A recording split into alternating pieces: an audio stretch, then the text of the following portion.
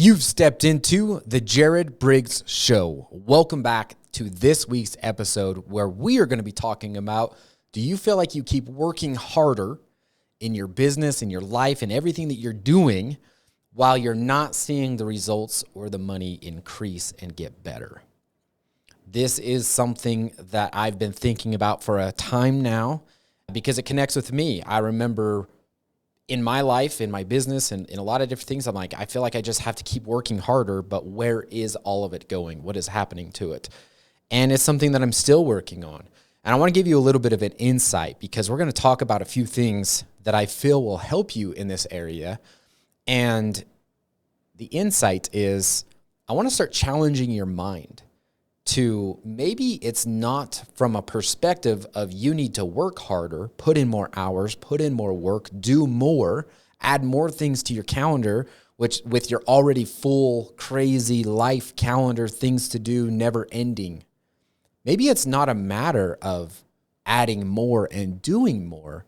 Maybe it is coming down to your mindset, your belief, your subconscious programming, the model of the world in which you operate in.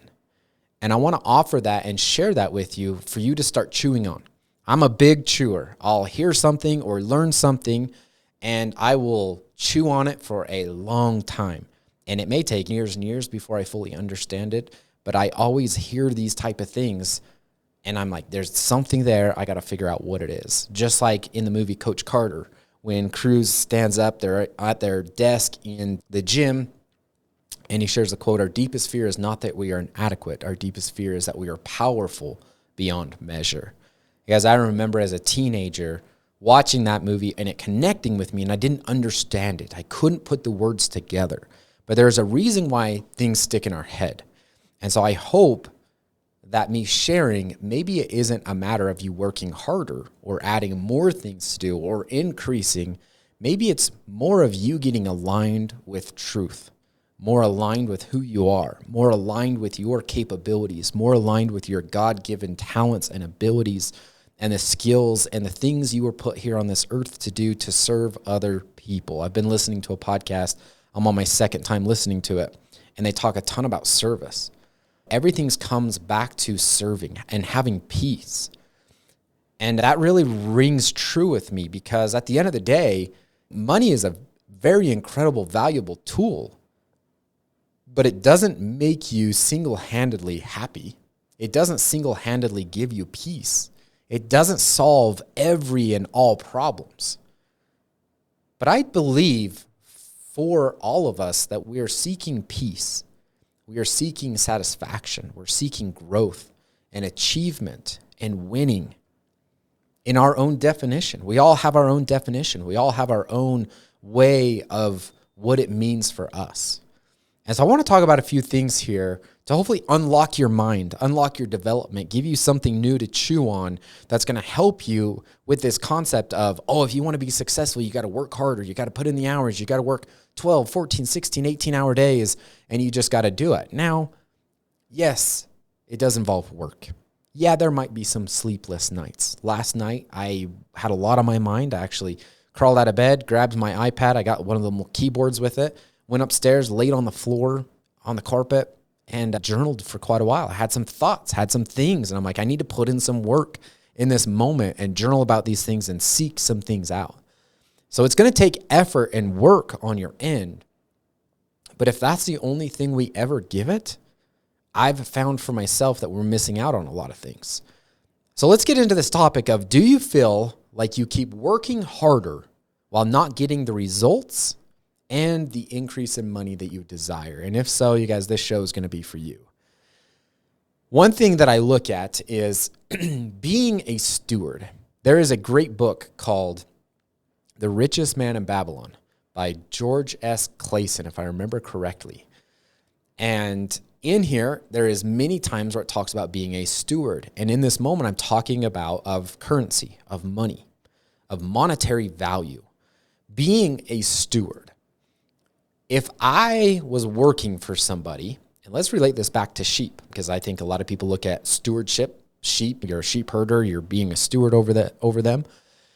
And if I was a sheep herder and I was a steward over this flock and I had 100 sheep and I just did an awful job, I was always losing them, coyotes were getting them, wolves were getting them, having troubles, the owner of that herd, of that flock, is going to get really frustrated with me, right?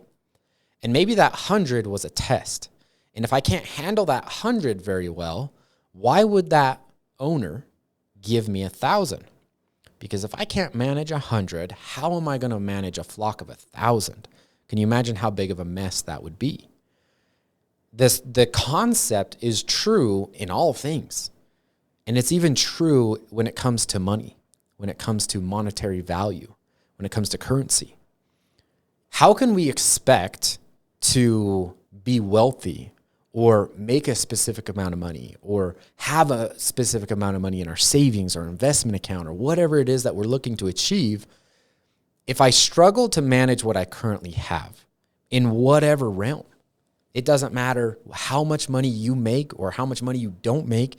It's a truth, and it comes down to a principle of being a steward of the money. Because if I can manage a penny really well, then I will learn the skill of managing a dollar really well. And if I can learn that skill, then $10, then 20, and 100, and then 1,000, and 10,000, 25,000, 100,000. All principles are the same when it comes to money. Managing $1 is the same as managing $10. It all comes down to principle. It all comes down to a process and a system. So how are you when it comes to being a steward of your money, of your time, of your results, of your performance? Are we just running around in chaos? Our finances are chaos. Our schedule is chaos. Our life is chaos. Our team, organization, and leadership is chaos. Everything is resulting in chaos. We're going to get chaos as a result. So becoming financially abundant or secure has a lot to do with our stewardship, learning what money is, how money works, and what to do with money. And I just want you to really think within your own life, are you working really hard and you're good at collecting money? Maybe you're always able to make enough money to get by.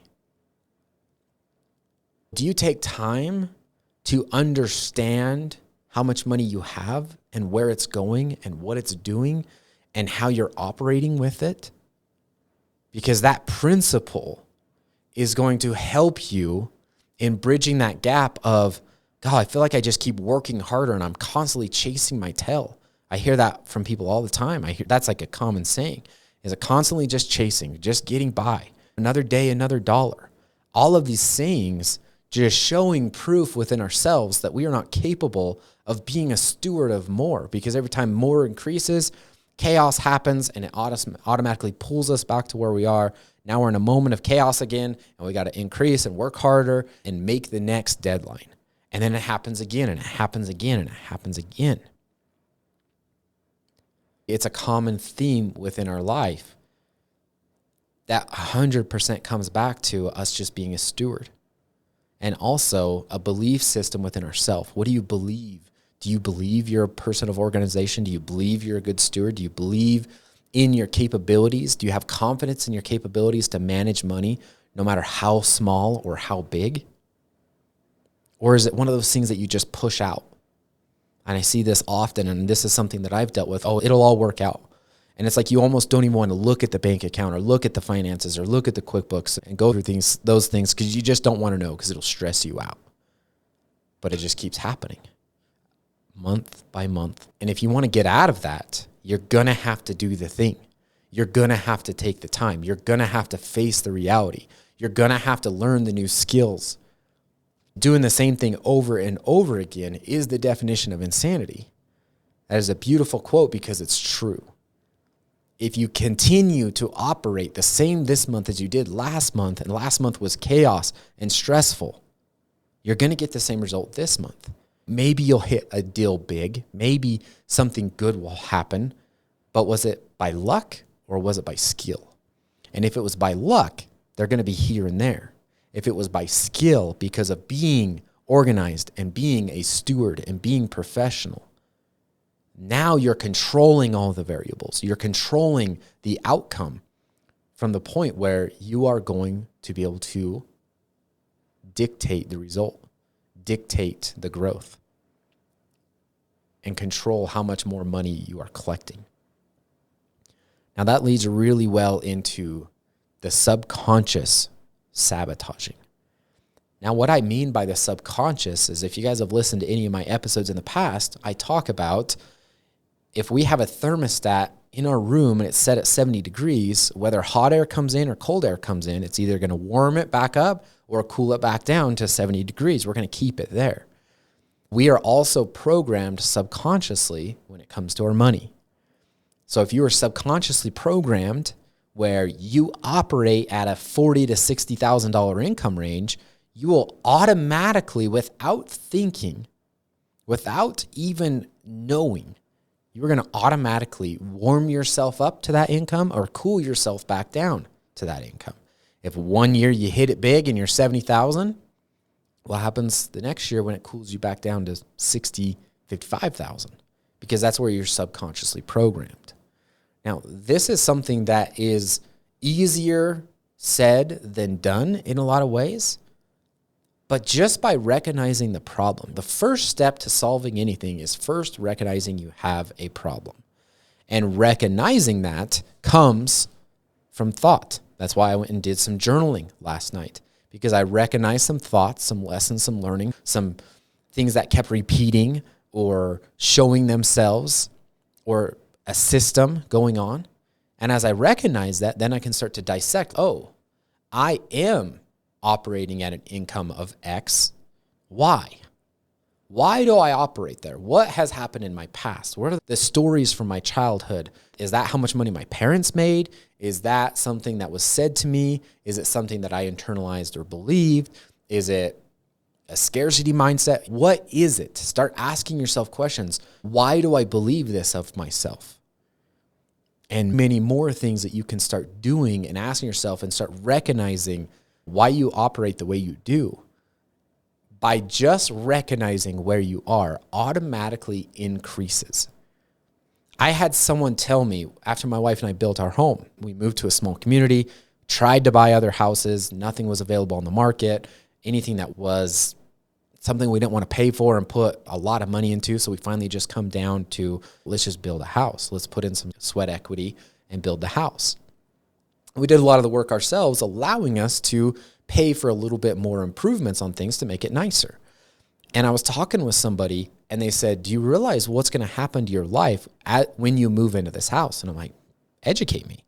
And he said, your life will automatically grow in a lot of areas, in areas that you desire, whether you desire to increase in income, get better in your fitness, get better in your relationships, whatever it is in your desire, your life will automatically improve because you created a better environment for you to thrive in. And that interested me because it was like, oh, wait a minute. I've been subconsciously sabotaging myself back to where I believed I fit in, where I believed I was, who it was that I believe I am. And by me automatically forcing myself to grow and expand into this new space of living and create a new standard of life and quality and comfort, that it automatically increased my life. And that was interesting to me, and something that I said or found that was true. Have you ever noticed with some people, they'll buy a new vehicle or move to a new area or buy a new house, as the example that I shared, or do something, and they automatically improve their life? Have you ever seen somebody buy a new vehicle and the one before they didn't take care of really well? They didn't wash it. They didn't clean the inside. They weren't very good at the oil changes, all that. And then all of a sudden they upgraded to something that they really loved and enjoyed. And next thing you know, it's always clean. It's always well taken care of. And it's like their life improved. But it's just a material object. But their standard of life, who they are, how they operate, what they do, what they spend time on, automatically increased and improved. I noticed that. So then when it happened to me, I'm like, holy cow, there's something interesting here. I've heard Ed Milet talk about it many times, where you should invest in experiences. You and your wife save up and go stay at a nicer hotel, eat at a nicer restaurant, and go experience that growth, experience that way of life, experience the environment. And that will automatically level up your life and create a new subconscious programming within inside of you. I really enjoyed that. I want this to be my new standard. Because have you ever seen somebody buy a new vehicle that had heated and cooled seats and a nice screen and sunroof and leather seats and all the cool things in it? You don't ever see them go back to the very standard vehicle ever again. That is their new standard. They expect that of themselves. Whether good or whether bad, whether they can afford it or whether they can afford it, that's up to them.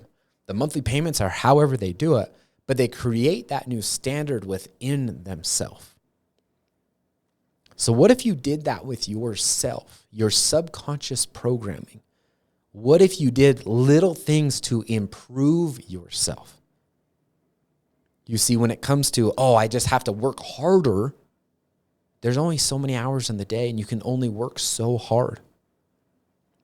And that's where a lot of times I see burnout and frustration, and you start to despise your business or your job or your life because it just becomes so much. What if it's possible to have a cake and eat it too? What if it's possible for you to be an incredible mother and an incredible business leader and an incredible wife and an incredible community giver? You're involved in the community. You give of your time and your services and your talents. What if there was a way for you to achieve all of them and it didn't have to be harder? Do you maybe wonder that we are subconsciously programmed from school, from our parents, from family, from friends? How many times, I don't even know the thousands of times in my life where I was told, if you work hard, you can have a lot of good things in your life. If you work hard, you'll get the promotion. If you work hard, you'll make the money. If you work hard, you'll be successful. And so I've created this programming where I'm like, if I'm not working hard, then I'm not going to be successful. And I started recognizing this in my life where I'm like, wow, I'm addicted to chaos. I'm addicted to working hard. I'm addicted to drama. I'm addicted to all of these things because that's what's been subconsciously programmed into me. If I want to make a lot of money, I got to work really hard. If I want my business to be successful, I got to work really hard. And if I want something done right, I got to do it myself and I got to work really hard. Do you see this programming? But what if I could change all of that? What if I could build myself into the person where it's instead of chasing all of these things that really don't matter, what if I got really specific and found the things that were really driving results, really increasing revenue, really improving my relationships, really giving my time back so I could spend it with my wife and my kids, and all of the other positive things? What if I started focusing all my time, effort, and energy in that area? And by doing so, I remove all the things from my life that are not serving me. Just by recognizing those things, just by giving them energy and effort. I realized this in 2024. I knew my diesel truck needed new tires. They were getting bald, they were getting wore out. But in my mind, I was addicted to chaos. And I said to myself, I remember having the thought, you guys, our intuition is incredible. And I remember the intuition because it was cattle hauling time, trailer hauling time. You need to make sure you have good tires. But I remember thinking, but what if I could get another 500 miles or another 1,000 miles out of them? I'm going to save how much money? And I remember thinking that. And I remember hopping in the truck, driving down the road, wasn't even halfway to where I was heading, which was just like 4 miles. And I got a flat tire, front right tire, flat, ruined. So guess what I had to do? I had to get out. I had to put a new spare tire on. I told so-and-so I was going to be there in 5 minutes. Next thing you know, I'm texting them saying, hey, I got a flat tire. I'll be there in 20 minutes or 15 minutes, whatever it took for me to time. Now I'm late. Now they're waiting on me. Look at the chaos that I created in my life. I already had the intuition thought to go and get those things, to get new tires. I already had it. I knew it needed to happen. I had to do it anyway. It wasn't like I saved any money because I still had to go do it. And I learned in that moment, I remember changing the tire and I said to myself, oh, what can I learn from this? What can I learn from this? Why did I get a flat tire? Why did this happen? What is it that I missed? What can I learn from this? Instead of, why is this happening to me? I'm like, what can I learn from this? And I remember just having this feeling of, you're addicted to chaos.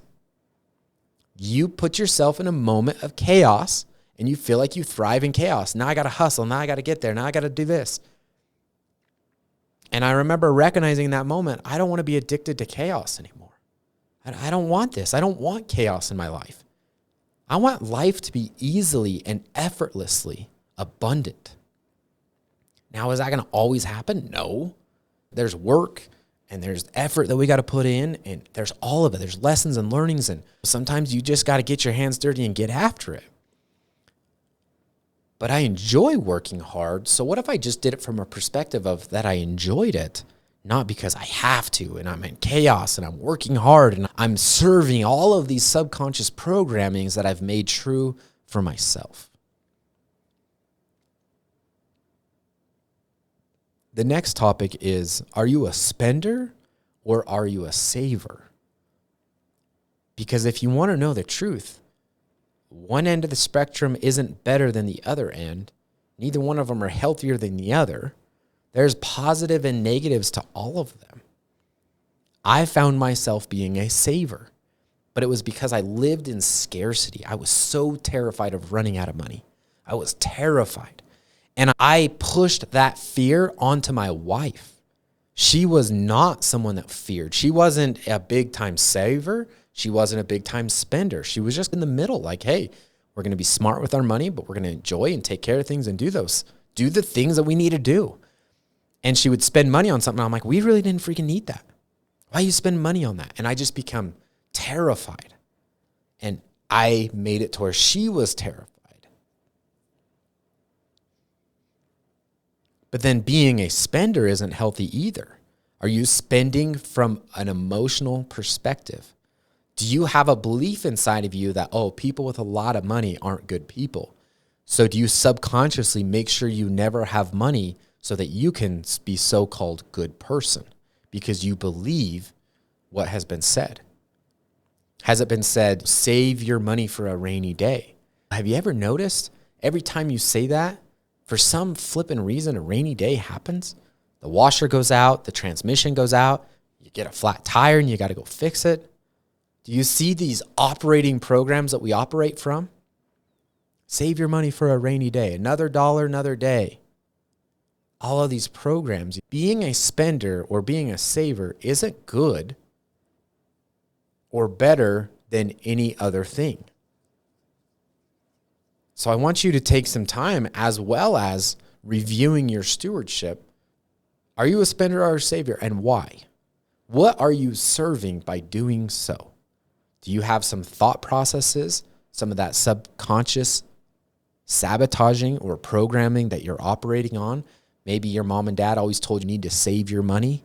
Maybe you spend because you're operating from a system that people with money aren't good people, or maybe everybody is just in debt.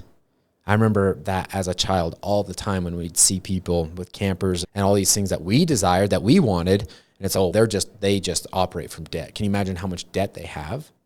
Is that true or is that not true? I don't believe it's true. I know a lot of people that you look from the outside in and then they're like, oh yeah, I've got all these things paid off. And I'm like, that's pretty dang cool. They're operating from a different program than I'm operating from. What I'm getting at here is working harder isn't always going to solve the problems.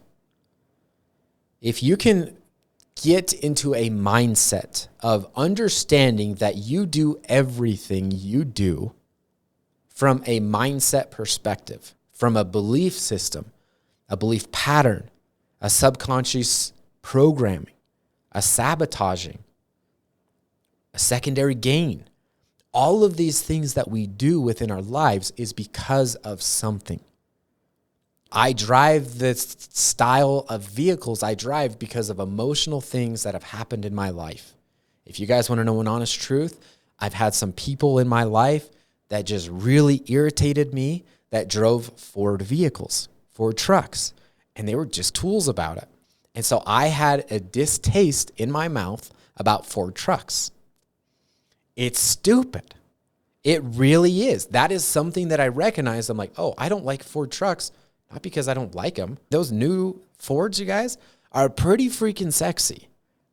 They are good-looking vehicles. They are nice on the inside. Finally, Ford's interior was crappy there for a minute. Their interior is incredible. The outside's incredible. They got a nice style to them.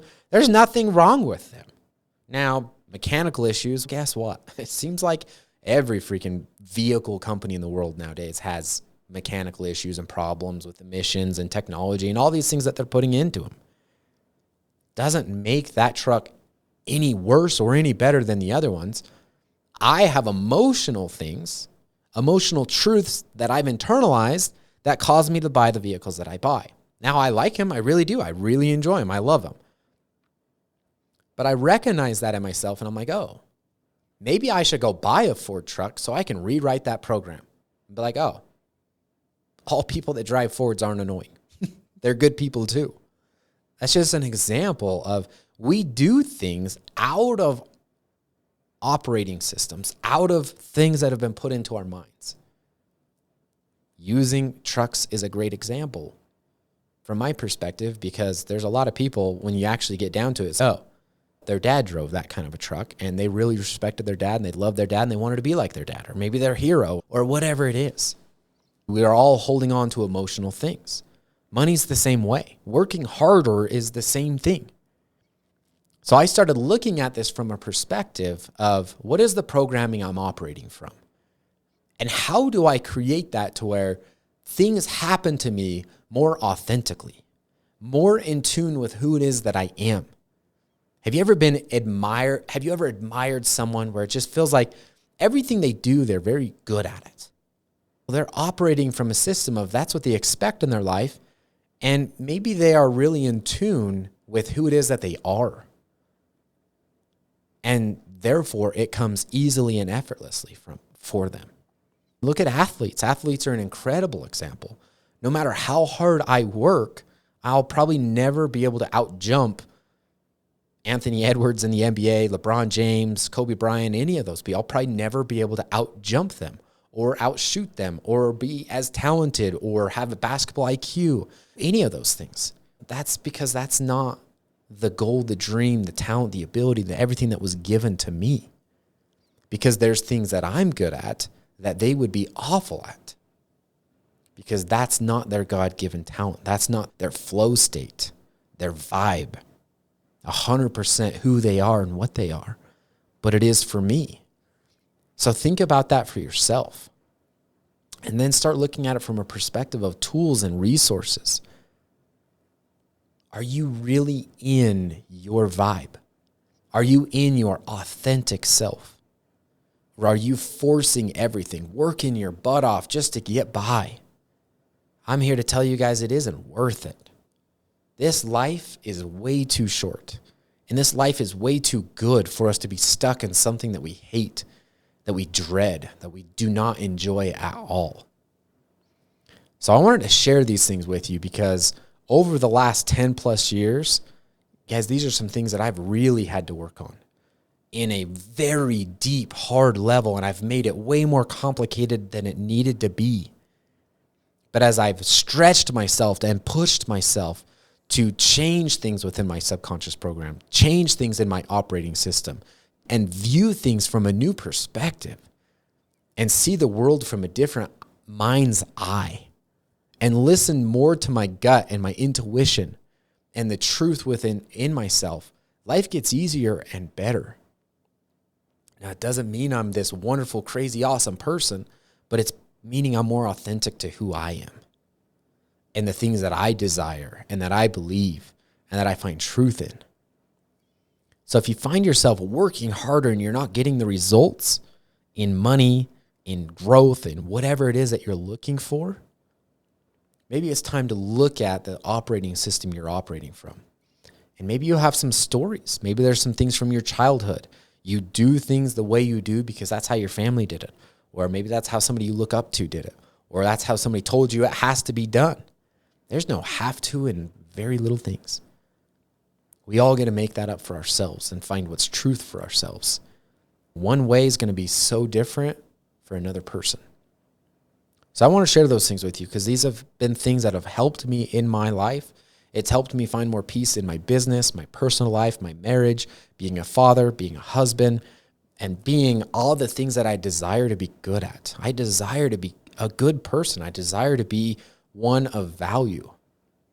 And I want to do that in the authentic, true self and person of who it is that I am. And the more I get in tune with that and the more I learn about all of these things, the more life feels easily and effortlessly.